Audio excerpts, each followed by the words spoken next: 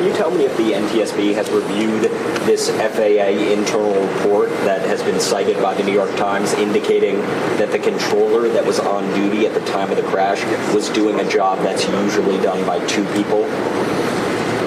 We have not reviewed any specific reports about the controllers at this time, at least from the leadership team.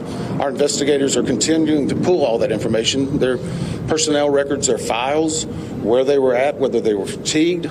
All that information will be part of that investigative process. But right now, we can't speculate on anything that may have been reported in the media until we get the opportunity to validate and understand how it impacts the investigation. There were questions about some reporting that NBC News has confirmed about the staffing here at DCA and about air traffic controllers that control the helicopters and that control the planes. Explain to our viewers why that might be very important to this investigation. That's right. So the Reagan Airport air traffic control tower usually assigns one controller to handle planes, another controller to handle helicopter traffic.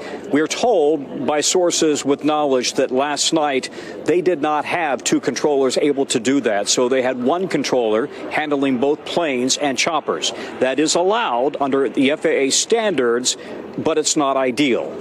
And so that would potentially open up the questions about were they properly staffed given the volume of traffic last night here at the Reagan Airport operating zone and specifically with helicopter traffic as it was. The weather was fine, but pretty good traffic in and around Reagan Airport here, especially coming into and out of runway 1, which we've talked about being the busiest in America. This plane was coming into runway 33. The other interesting item here I found was that, we've talked at great length over the last 20 hours or so about how busy the skies are here with helicopter traffic up and down the Potomac River.